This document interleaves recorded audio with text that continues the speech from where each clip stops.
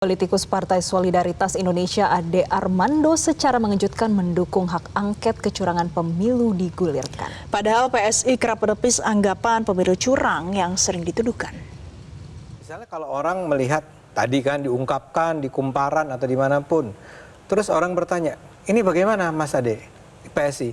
Ya mana kami tahu, loh bukan yang melakukan ini bukan PSI. Kenapa angkanya seperti itu? Ya mana kami tahu. Cari dong siapa yang melakukannya. Cari dong kebenarannya. Misalnya saja, Kumparan itu mengutip, tadi ada berapa banyak? 5 atau 6 contoh yang semua menyangkut PSI. Pertanyaan saya satu, itu hanya untuk PSI atau partai lain juga diperiksa? Karena kemungkinan kalau dari berapa 200.000 TPS yang ada itu diperiksa bisa ditemukan juga di berbagai partai yang lain. Itu misalnya begitu. Tapi kan kami tidak punya otoritas dong untuk memeriksa itu. Kami juga pengen tahu kenapa tiba-tiba suara PSI di daerah mana itu naik dari 0 ke berapa tadi? 50. Kami kok jadi korban PSI-nya? Karena supaya kami nggak jadi korban, mendingan kita bongkar semua. Dan itu bukan cuma soal angket kan. Tapi ini sikap Bang Ade atau sikap PSI untuk meminta bongkar saja sekalian di hak Saya nggak angket? berani bilang ini adalah suara PSI karena saya kan bukan.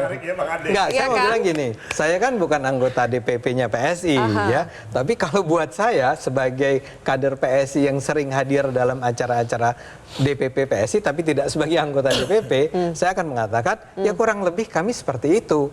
Jadi gini, yang kecurangan yang terjadi kan banyak sekali yang bilang ini tadi apa contohnya paling brutal ya. Saya nggak tahu karena saya nggak bisa bandingkan dengan 2019.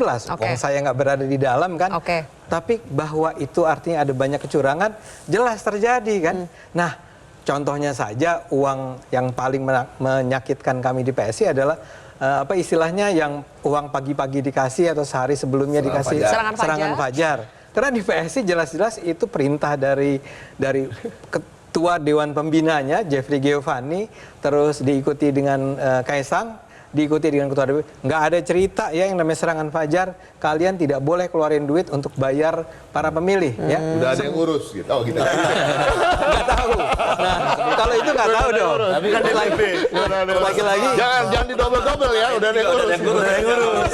Nggak, saya mau bilang. Ntar dobel lagi. Ya. Saya mau bilang bahwa itu harus usulkan ke PSI. Ya bukan, saya mau bilang kan ada soal. Ke PSI, Bang. Ini kok tiba-tiba saya diserang ya?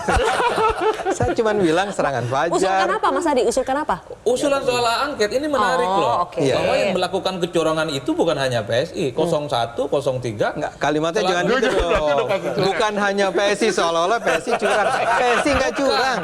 Kan yang selama ini dianggap melakukan kecurangan dan penggelembungan kan seakan-akan PSI. Seakan-akan. Artinya dengan angket ini kan bagus. Iya. Semua tabir gelap soal kecurangan dan penggelembungan itu Pemilu. sebenarnya bukan hanya mengarah pada satu partai. Harusnya. Betul. Kenapa itu tidak diusulkan ke partai, Kan Bang? saya bukan anggota DPP tadi. Ini bukan soal anggota-anggota. Saya kira Bang Ade ini jauh lebih berpengaruh ketimbang yang lain. Jelajahi cara baru mendapatkan informasi. Download Metro TV Extend sekarang.